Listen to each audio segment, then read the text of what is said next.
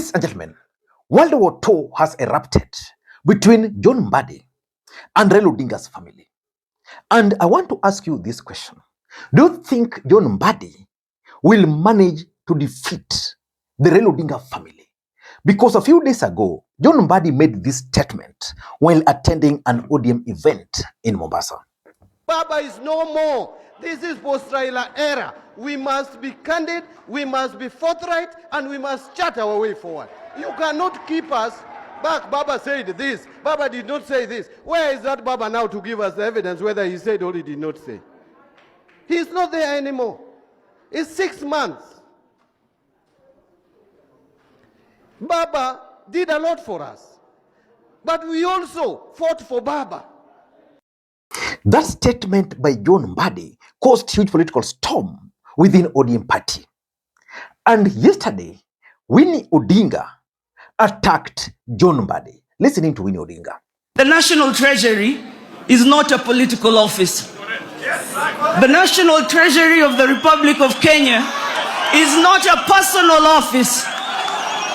The National Treasury of the economy of the largest economy in East and Central Africa is not a platform for you to abuse us and talk to us however you want. That is where we carry our economy. Kazi ya hiyo ofisi, unajua kazi ya hiyo ofisi ni kulinda how would you say it? Ni kulinda thamani ya pesa ya wananchi. Yesterday niliona watu wengine they are trying to advise me how to be a minister for finance. You can't. You have no capacity to advise me. So I thought the story was going to end there. But today, Mama Ida Odinga responded by saying these words. Listen in. Pay very close attention to Mama Ida Odinga. Physically, they are gone. And sometimes I hear people asking, where are they now? I don't want to answer them, but I will just remind them of what some scholars had said in history. In the book of Shakespeare, it says a very obvious thing, that no life lives forever, and a dead man rises up never. And that's how we all know that. But at the same time, in Professor Mbithi's book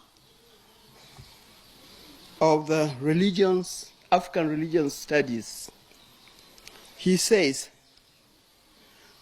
so long as people are remembering you, so long as, even if you are dead, people are mentioning your name, he talks of the living dead.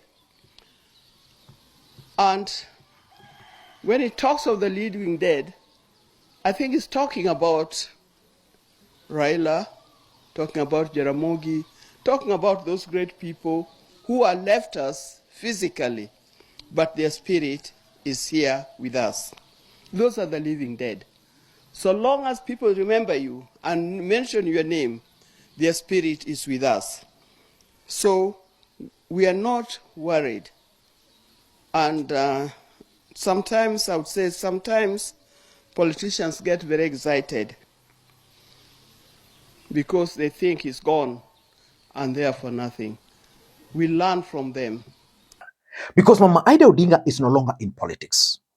And therefore, her statement is significant.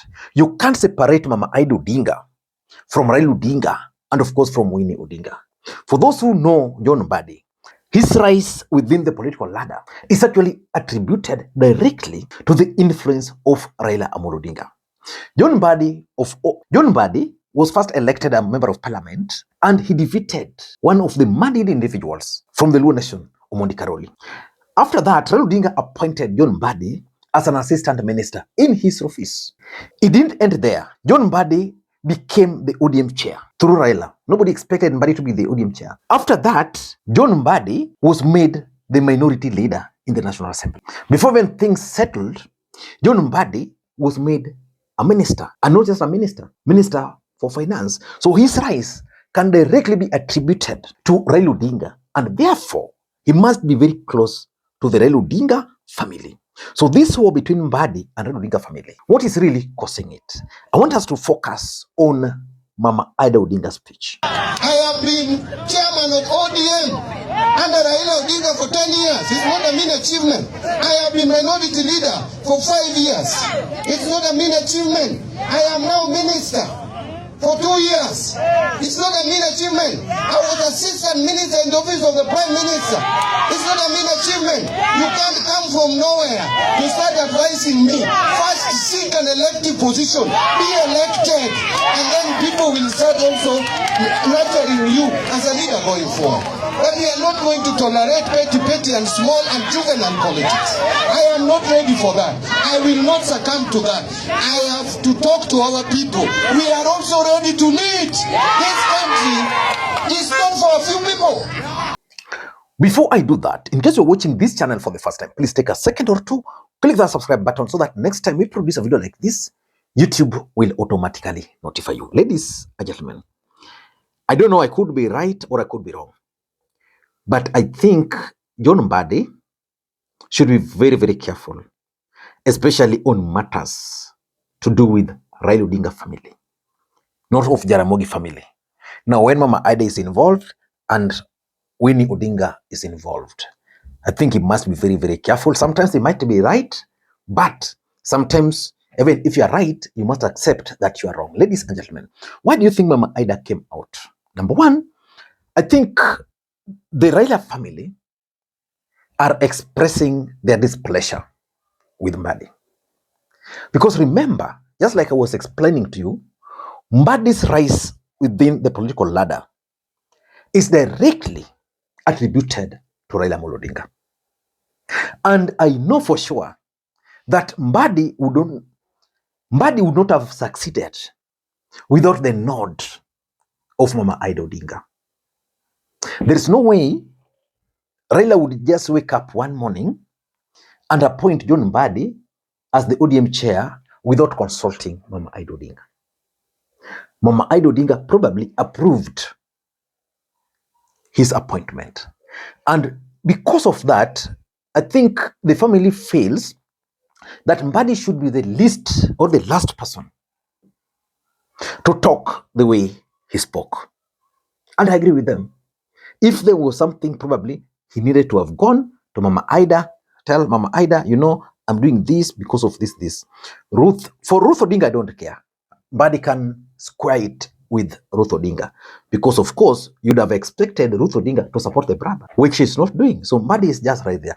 But when it now comes to Winnie and it comes to Mama Ida, and of course even the response about probably if the tongue slipped, he ought to have gone there. But I think Mama Ida now coming out is kind of expressing the displeasure. Number two, I think Mama Ida Odinga is also sending a coded message to William Ruto to tame his allies Raila Odinga left in government.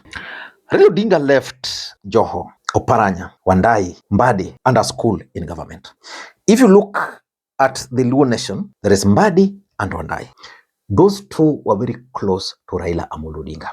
And the truth of the matter is that, for example, someone like Wandai, it is alleged that his appointment is as a direct influence from Mama Ida Odinga. I also know that the same applies to Mbadi. So Ida is telling Ruto, these are people Raila left in your government. Probably you know the role I played. What they're doing, I don't approve. So please talk to them. It's a coded message. And that's something which Mbadi should not take lightly. He should not. Because it has reached a point where William Ruto will have now to focus on winning his re-election alone first. If today Mama Ida and Winnie were to officially cross over to Linda Wananchi, the impact and the effect would be huge. Number three, this could also be a signal that Winnie Odinga is headed to Linda Wananchi. When Mama Ida Odinga was appointed to that role of the UN, she stopped being a politician. And of course, Mama Ida has always been Mama Ida, not really a politician, but you cannot separate politics from Mama Ida being the spouse to Baba Raila Odinga. Winnie is the political face of that family. Winnie is the daughter of Mama Ida. That one you cannot take away. Sometimes personally, I disagree with Winnie Odinga, but you can't take away the fact that to Mama Ida, that's the daughter. And the daughter wants to pursue politics. Yeah? So it could be signal that Winnie is sending that, I want to go to Linda Wananchi. This is where the spirit of Baba is. And that's why she decided to take on, in my view, John Mbadi. And number 4, I think there is lack of consultation in ODM party. And this is the biggest blunder. You see, Ruto Odinga has been making a lot of noise. If Mbadi was not comfortable with the noise from Ruto Odinga, the best thing he would have done was to consult. Maybe consult with Mama Ida, consult with the Buru, the larger Jaramogi family, instead of going to attack Ruto Odinga in public. So I think Mama Ida is just telling these guys, sometimes on certain issues, you guys just need to consult. And importantly, I'm seeing the return of the Odingas to politics. There is one thing which everybody must appreciate. That Raila Odinga was ODM and ODM was Raila Odinga. You can't talk of ODM without Raila, even in his absence. Only 6 months. And you're already telling the sister, where's that Raila? Raila is gone. Of course, Raila is gone. But there's a better way. So I don't know what to think, but I think it signals that the Raila family are returning to politics. And not just politics, ODM politics. I don't know what to think. That's my take. Till next time, Makwiny.